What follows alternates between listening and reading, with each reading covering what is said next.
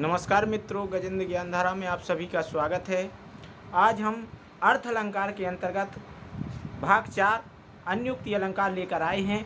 तो आज हम अन्योक्ति अलंकार को समझेंगे, इसके अधिक से अधिक उदाहरण समझेंगे ताकि हम एग्जाम में आसानी से इस अलंकार को पहचान सकें।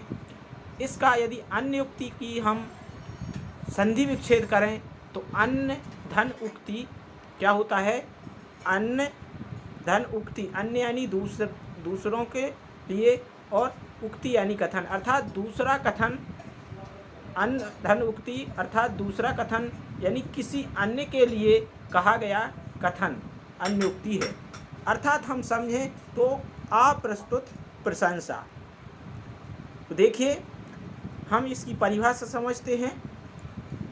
जहाँ किसी बात को सीधे ना कहकर, देखिए मित्रों, किसी बात को सीधे ना कहकर, अर्थात जब हम देखते हैं कि जब किसी घर में कोई नई बहू आती है तो उसकी सास यदि अपनी बहू से कुछ कहना चाहती है तो वह अपनी बेटी का सहारा लेकर कहती है कि बेटी, जो जब से तू है इस घर में तब से सुख चैन छिन गया है।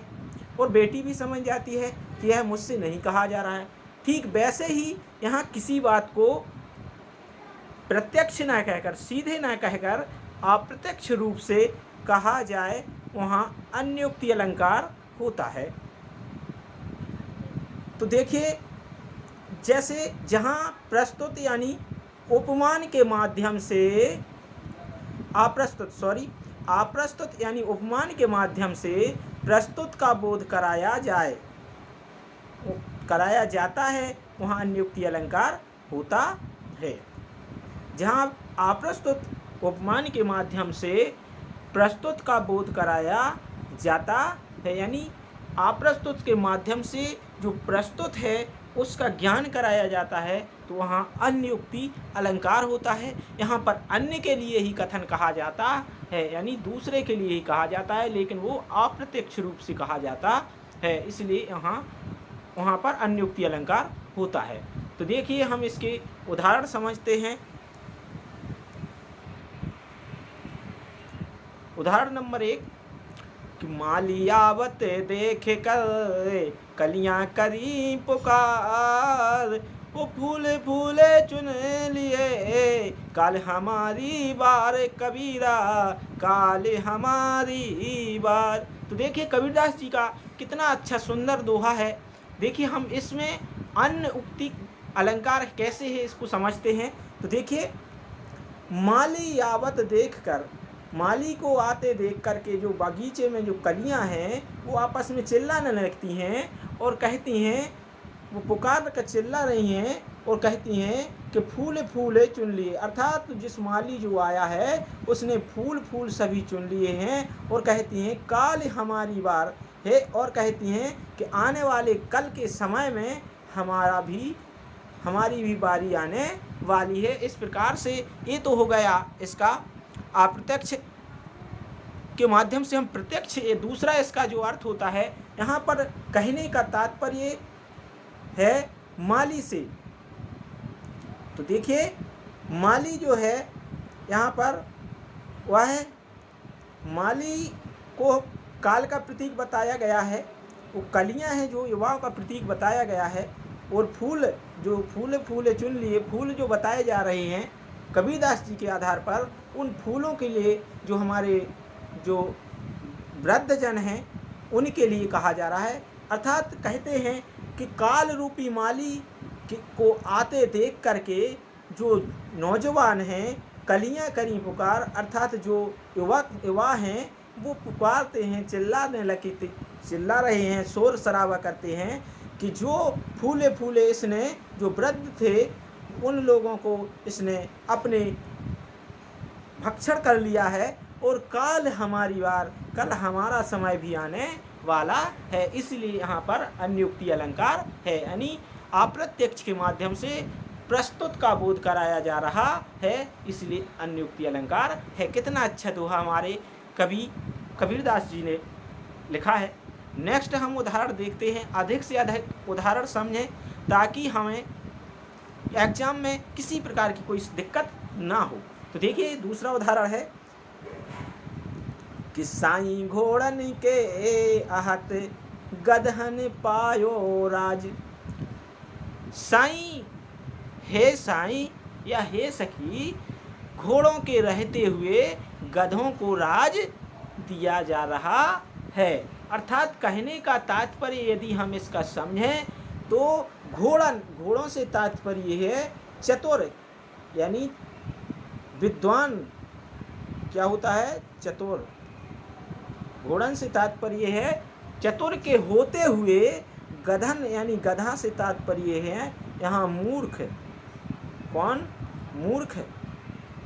कहते हैं कि गधन घोड़ों के होते, चतुर के होते हुए भी यहाँ पर मूर्खों को राज दिया जा रहा है, इसलिए यहाँ पर भी अन्योक्ति अलंकार है। कहने का तात्पर्य यानी अप्रत्यक्ष के माध्यम से प्रस्तुत का बोध कराया जा रहा है, इसलिए यहाँ पर अन्योक्ति अलंकार है।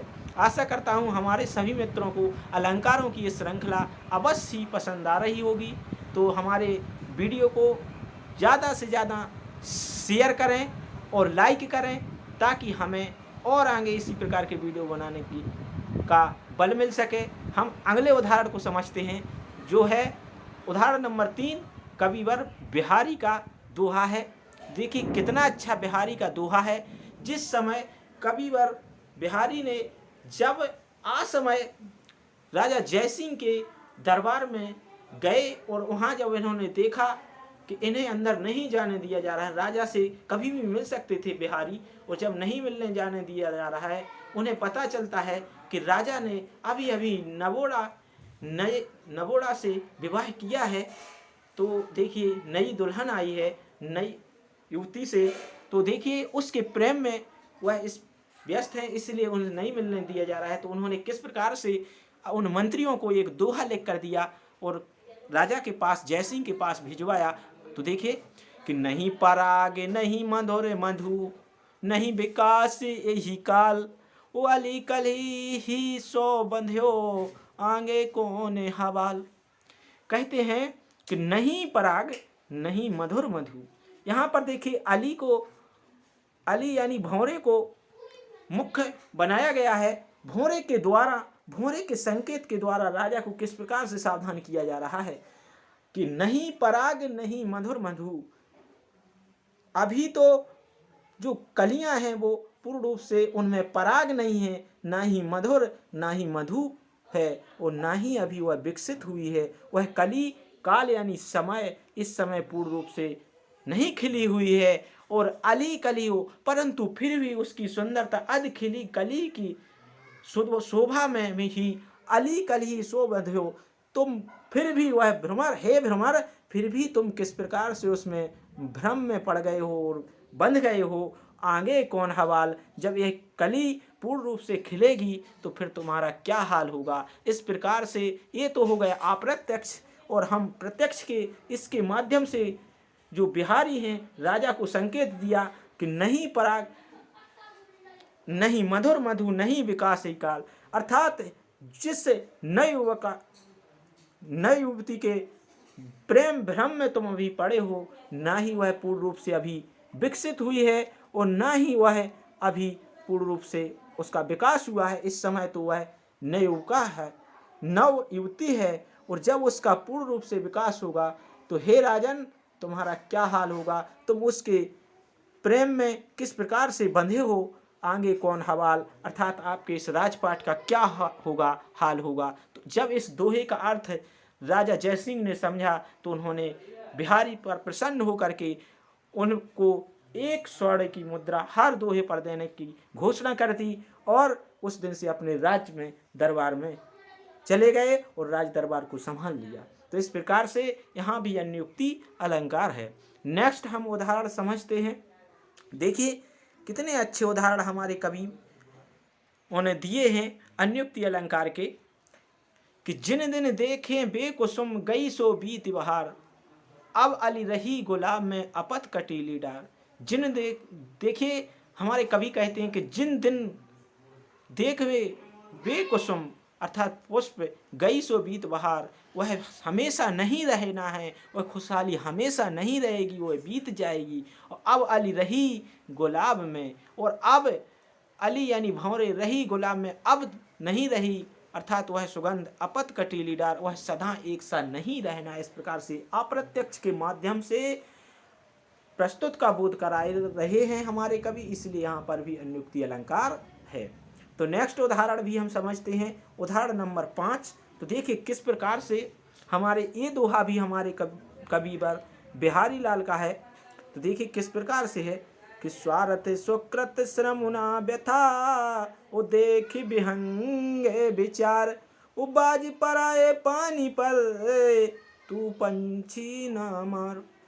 स्वार्थ सुकृत श्रम ना व्यथा, देख विहंग विचार। तो देखिए जो मंत्री थे राजा के, राजा से व्यर्थ में ही एक दूसरे की षड्यंत्र और चुगली करते थे, जिस कारण से राजा जिसका कोई दोष नहीं था उनको भी दंडित कर रहे हैं, तो ठीक करते थे। और देख विहंग व्यथा, देख विहंग विचार, विहंग यानी हे प्राणी, हे जीव, तू विचार कर किस प्रकार से इसमें क्या तेरा स्वार्थ है, अर्थात इसमें तेरा क्या स्वार्थ है। सुकृत, इसमें कोई अच्छे कर्म नहीं है। श्रम ना व्यथा, यह श्रम तेरा व्यर्थ है, इसमें कोई लाभ मिलने वाला नहीं है। व्यथा, देख विहंग विचार, हे प्राणी विचार कर।